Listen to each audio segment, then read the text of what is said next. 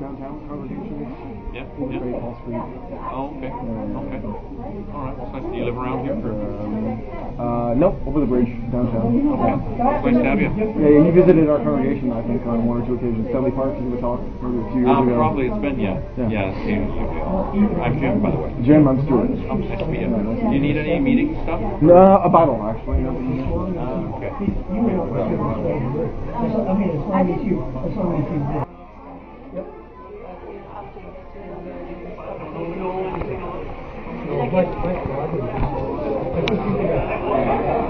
He would have preferred a school smoking history, but he's one of Jehovah's Witnesses. But it's funny how the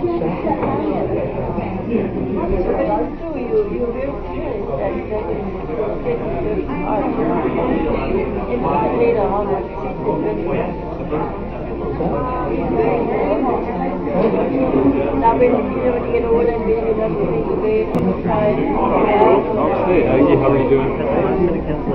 So are you going this way? Okay, yeah, no problem. Hey, how you doing?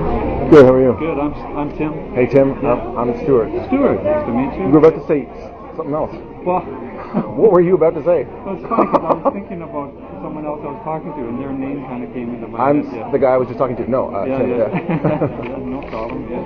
And you're just visiting us or you've moved I in? used to study, so I'm always interested in learning more about the Bible.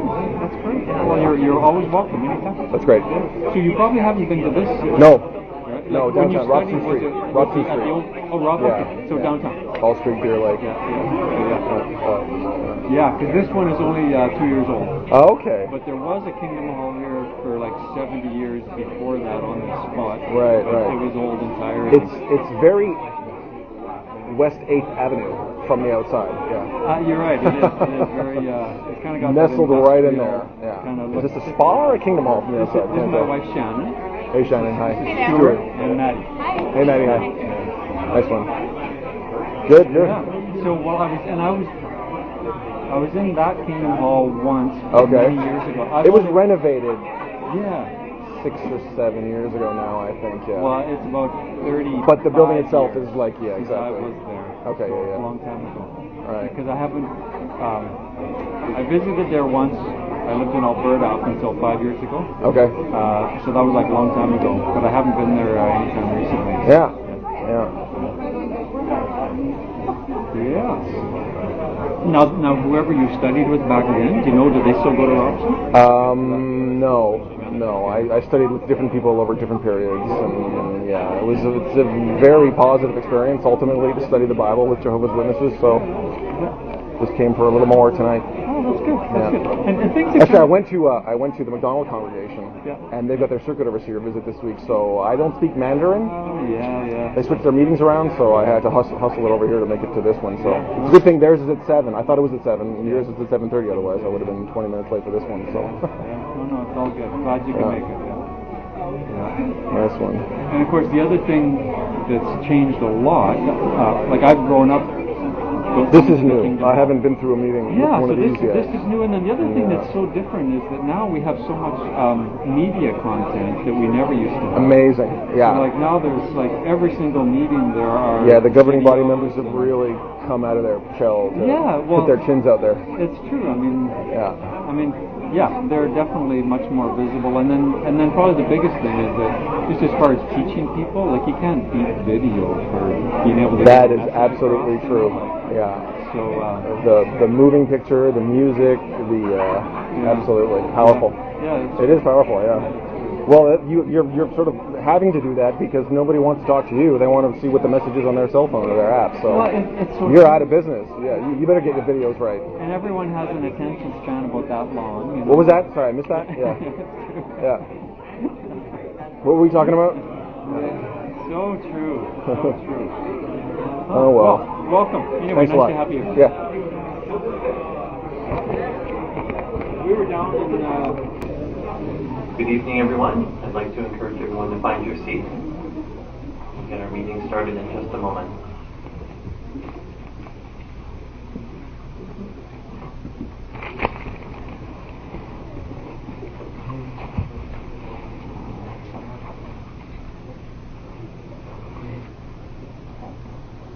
So we'd like to welcome everyone to our meeting tonight. To get started, we'll start with a song. It's song number 102, entitled Assist Those Who Are Weak. So that's song number 102, and then we'll have Brother Momene lead the word of prayer for us.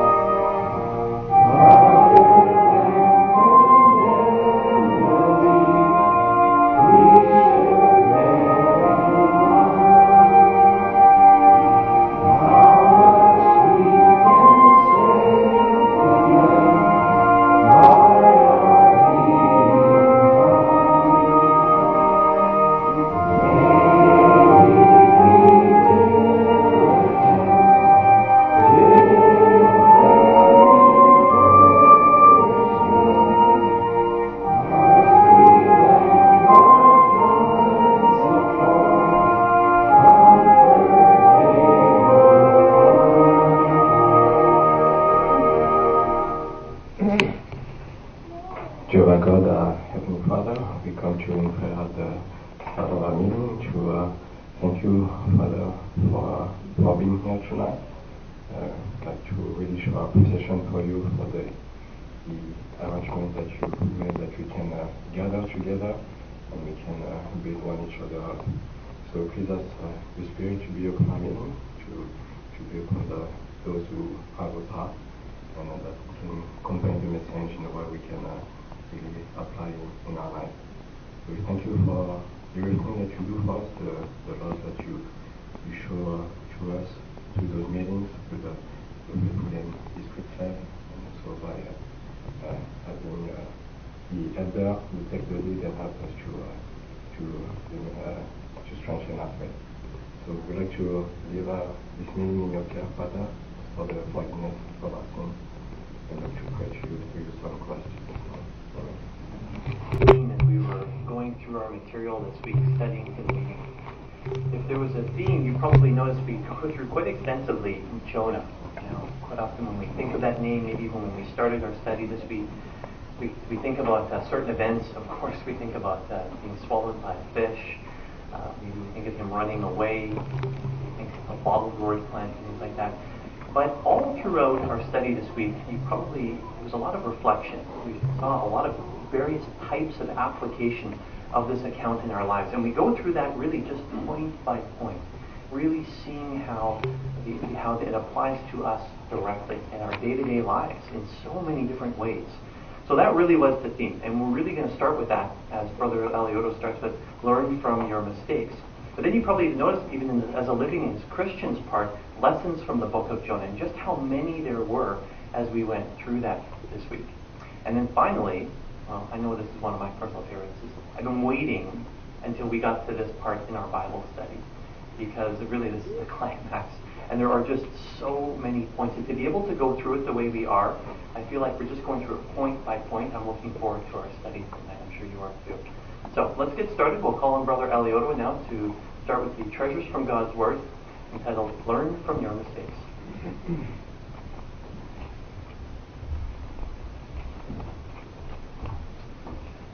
It's really all in the way we look at things. So we have two videos to have a look at. So let's start with Obadiah, and then we'll watch the next one, Jonah, and then we'll discuss it.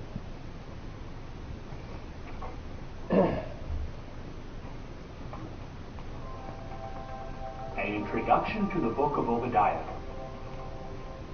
Obadiah was a prophet of Jehovah. He recorded his prophecy about 607 BCE after the Babylonians destroyed Jerusalem. Obadiah was a contemporary of Jeremiah, Daniel, and Ezekiel. The book of Obadiah is the shortest book in the Hebrew Scriptures. It has just one chapter. Obadiah conveys a judgment message against the nation of Edom. During the destruction of Jerusalem by the Babylonians, the Edomites rejoice at Israel's suffering. Edomites capture fleeing Israelites. They hand them over to the Babylonians and share in taking spoil from the conquered Jews. Did you know? The Edomites were related to the Israelites. They were descendants of Jacob's twin brother Esau. He was given the name Edom, meaning red, after he sold his birthright for some red lentil stew. Obadiah prophesies that the nation of Edom will be plundered at the hands of her former allies. This prophecy begins to be fulfilled when the Babylonians conquer Edom. In time, Edom ceases to exist. In the closing verses, Jehovah promises to restore his people as a unified nation and reestablish true worship in Jerusalem. The book concludes with the statement, "The kingship will become Jehovah's," indicating that Jehovah's kingship will stand vindicated forever. As you read Obadiah, note how Jehovah is aware of the persecution his people suffer, how Jehovah gives his people hope in times of distress, and how Jehovah's lasting kingship will stand vindicated forever.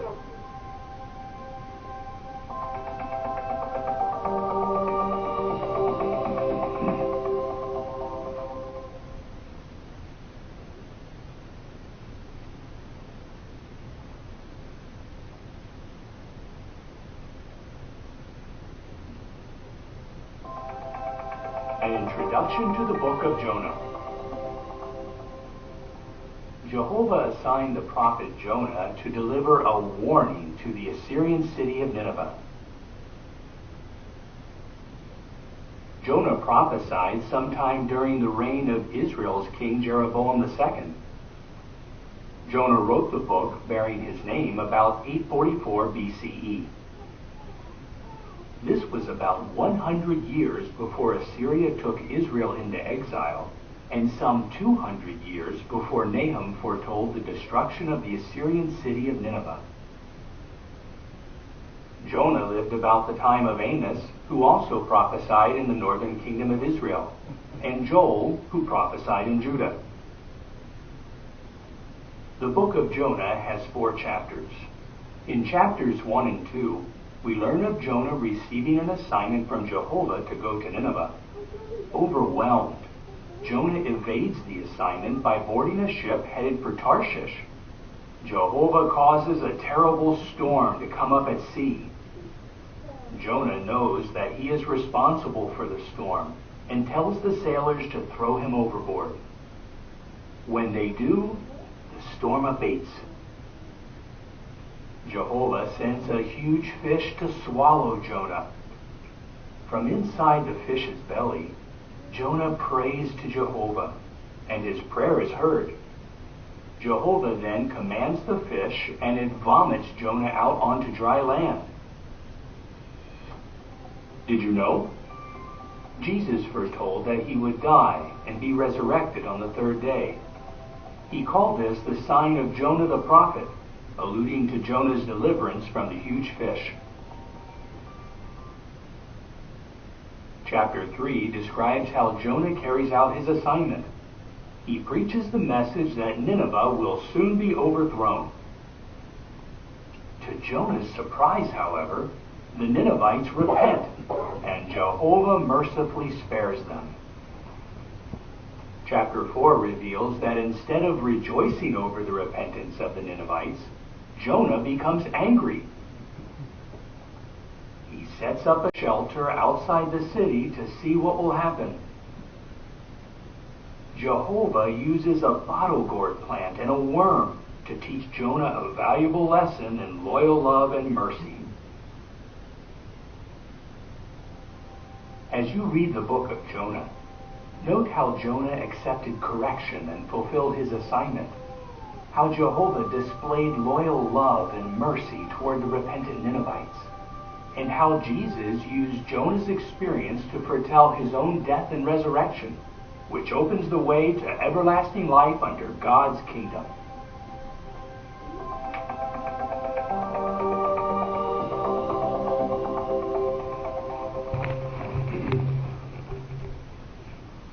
So it really is all in the way we look at things. So you're playing tackle football, and you've been tackled. We just lay on the field? No.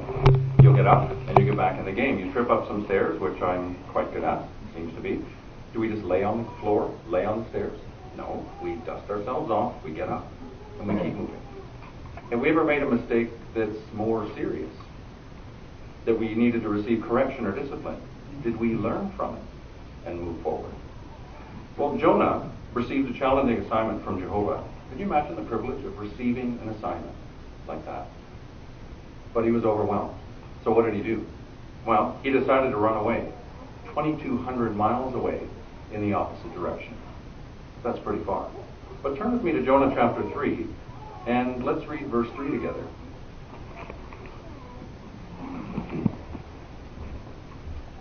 It says, "So Jonah got up and went to Nineveh in obedience to the word of Jehovah."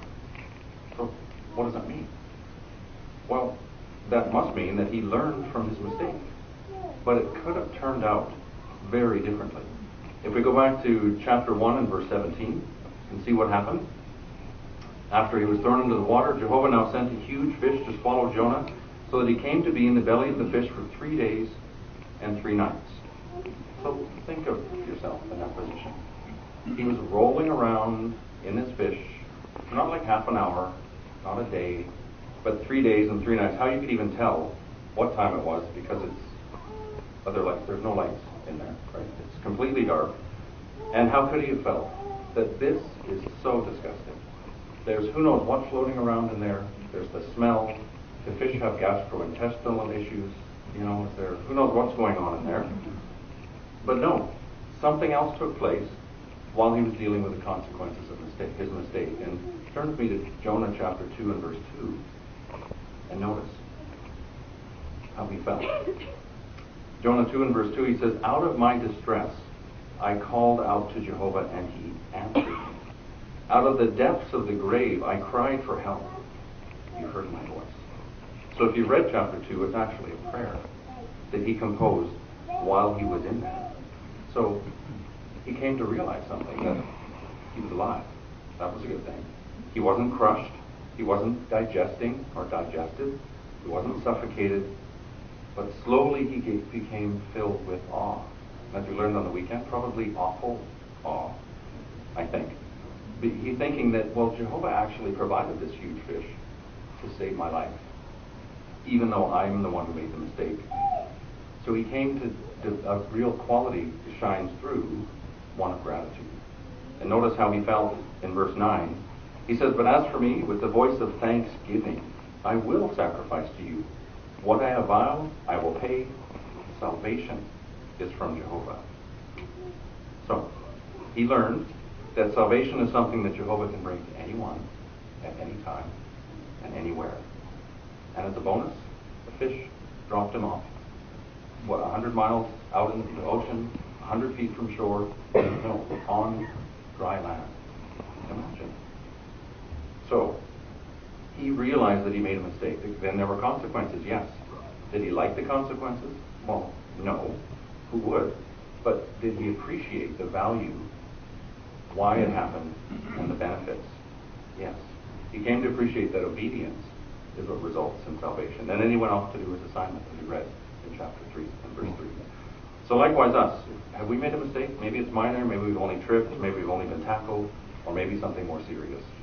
Can we appreciate Jehovah's patience with us and actually be grateful for whatever correction or direction that we've received? Because that's going to help us to attain everlasting life. So it's really worth it. So like Jonah, let's never give up, but rather, let's learn from our mistakes.